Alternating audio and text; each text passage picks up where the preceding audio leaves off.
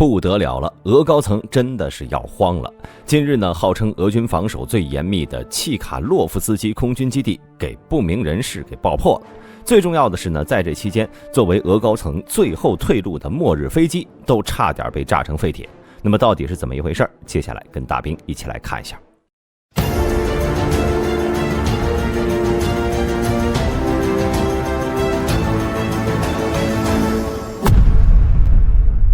就在9月18号，根据美国战区网站的报道，俄境内重要的军事基地之一契卡洛夫斯基空军基地突然遭到袭击，一伙身份不明的人员潜入该基地后，在正在停放着的安148运输机、伊尔20电子战飞机和米28N武装直升机上呢放置了爆炸物，并且成功引爆，导致飞机严重损坏。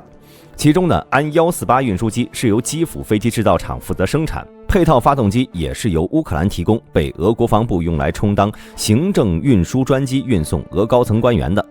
但是呢，由于2014年俄乌关系破裂后，该机不再生产，虽然俄国内也有部分配件合作厂商，但也只能修复轻微的损伤。现在飞机严重破坏，想要修复或者替换就没那么容易了。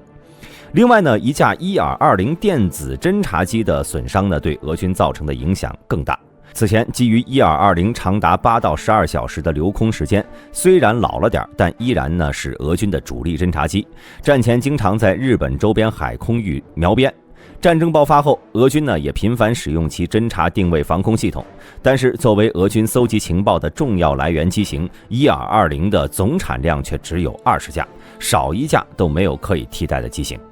因此，这次袭击对俄军来说是非常惨痛的。幸运的是，当时停靠在该基地的俄末日飞机并未受到影响，不然可真的就是伤筋动骨了。不过，就算是这样，这次袭击依然引起了俄高层的震怒，因为该基地距离莫斯科仅32公里，说是天子脚下也不为过。这次炸的呢是普通特种飞机，那么下次就有可能是末日飞机了。同时，潜入者能在没有被察觉的情况下潜入该基地，并在飞机上安装爆炸物引爆后全身而退，也侧面证明了俄军所谓的严密防守这水分有多大。难道机场防卫都在睡大觉吗？至于这次袭击是不是乌军人员，目前乌方呢并未承认，但大兵认为可能性很大。此前呢就有过此类事件。在去年的10月31号，就曾有人员进入俄军机场，并在几架卡52上安装了爆炸物，引爆后呢，造成2架卡52严重受损，另有2架存在不同程度的损伤。事后经过进一步调查，现今呢已经基本能够确定，确实有不明武装人员策划了这起爆炸。至于该人员属于哪一方，自然是乌克兰了。而以上事件呢，无不体现出乌军强大的渗透能力。或许也正是因为尝到了渗透作战的甜头，在今年6月底，乌国防部还专门暂停了反攻进度，以调整战术，试图绕过俄军的强大火力，以小队渗透的方式突破俄军防线。而该战术呢，也确实在多次战斗中得到了验证。就比如说，此前有一支乌克兰部队，据说是第47机步旅，因为疲惫和损失，在某些时候失去了继续进攻的能力，但是他们并没有选择撤退，反而做出了更大胆的决定，召集了一个由31名士兵组成的小队，在艰苦的条件下穿越数公里长的雷区，最终来到一个分割农田的防风林，成功击溃了驻守在那里的俄军观察哨，并坚守了2天2夜，直到增援部队赶到。之后呢，这个小队再次步行穿越10公里雷区，向后方的俄军阵地发起猛攻，最终坚守到主力部队接管防御。随后，这支小队在短短40天内执行了6次突击任务和2次侦察任务，为反攻任务做出了巨大贡献，也侧面展示了乌军采用渗透战术的高效性。目前在正面战场上，乌军依然在广泛采用这种渗透战术，通过小队渗透来打开俄军防线的缺口，然后由主力部队发起攻击，以改变战局。就比如说下面乌军打击梅里托波尔俄军指挥部，又是一次成功的案例。就在9月19号，梅里托波尔市俄指任市长伊万·费多罗夫突然宣称，当天该市至少发生了5次巨大爆炸。随后9月21号，乌克兰武装部队便宣称，目前打击了位于俄控区梅里托波尔的俄军指挥部。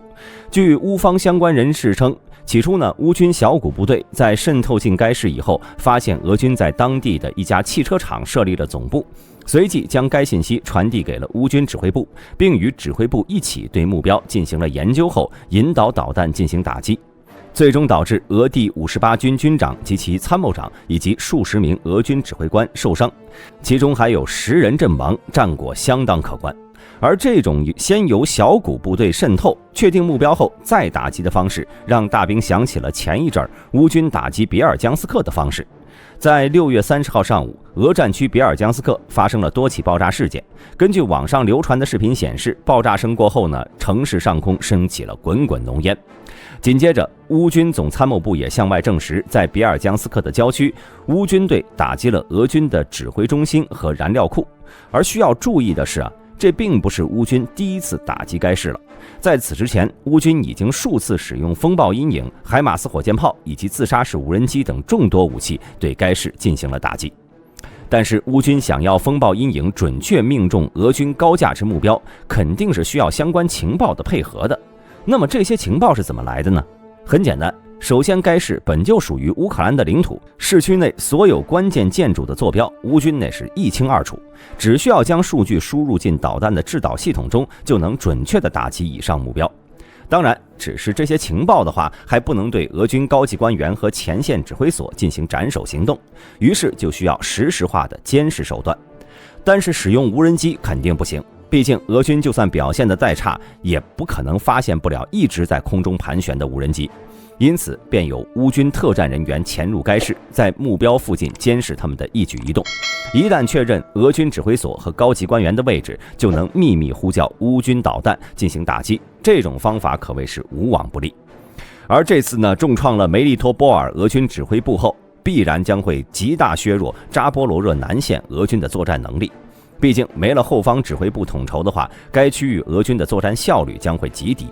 此外，乌军渗透部队可不只是渗透到了梅利托波尔区域，目前就连克里米亚也被渗透了。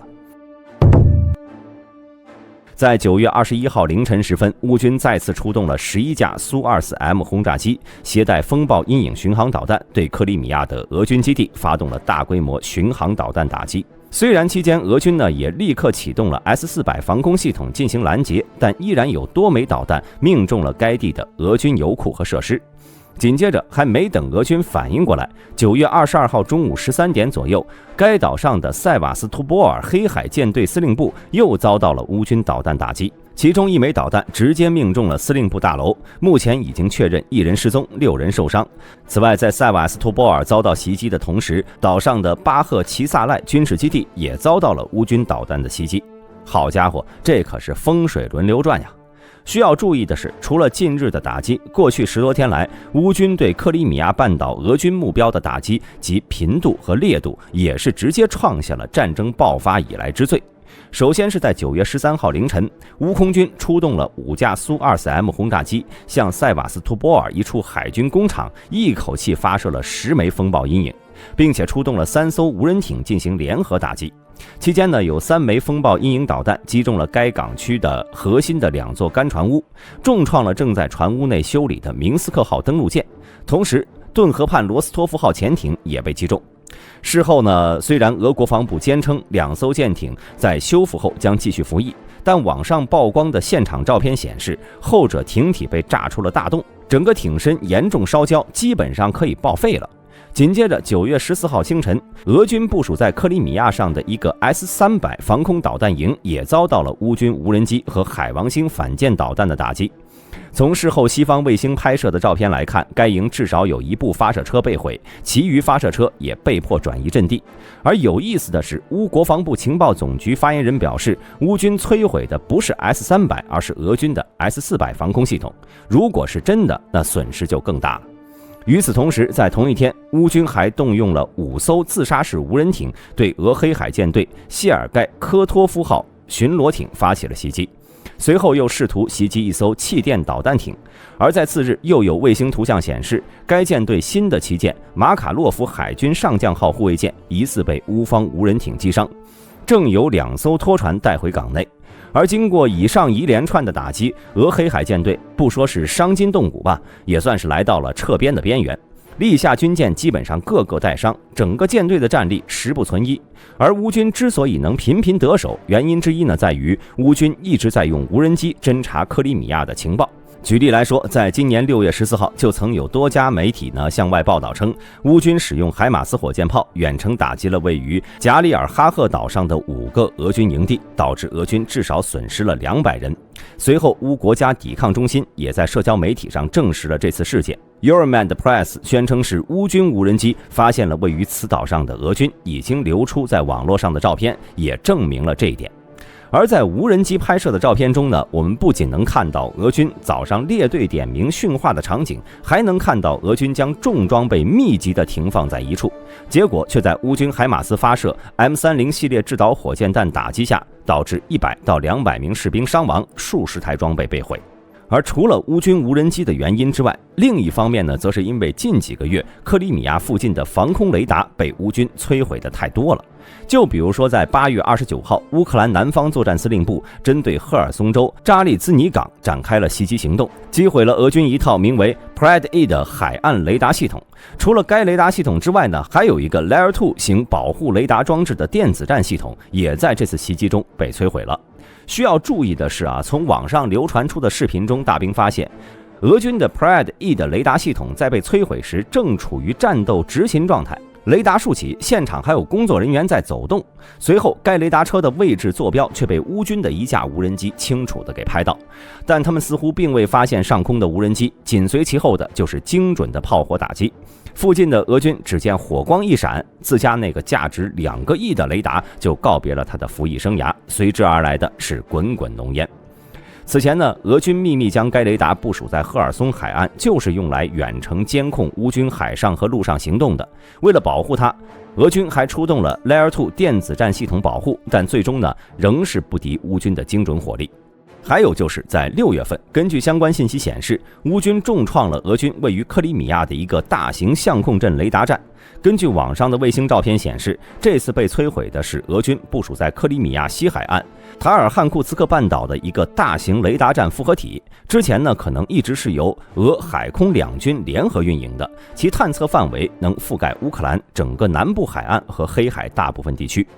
当时呢，有人便猜测随着这个大型雷达站被毁，必然会对未来的俄军产生极为严重的影响，使其不能有效地监测乌空军在相关地区的活动，甚至在不久之后，乌军就有可能在俄军未修复雷达站之前，用苏24战斗轰炸机等战机发射风暴阴影巡航导弹和自杀式无人机，加强对克里米亚等区域俄军重要军事设施的空袭，以此为前线的反攻来创造机会。而近期乌军一系列的打击行动也确实印证了该观点。总结来说，如果俄军还这样松懈下去，在乌军越加强大的渗透战术下，将会有越来越多的重要基地被袭击。对此，各位有什么想说的，欢迎在评论区内留言讨论。如果视频中有出错的地方，也欢迎各位指正。今天的视频到此结束，喜欢的朋友请点赞关注，我是大兵，我们下期再见。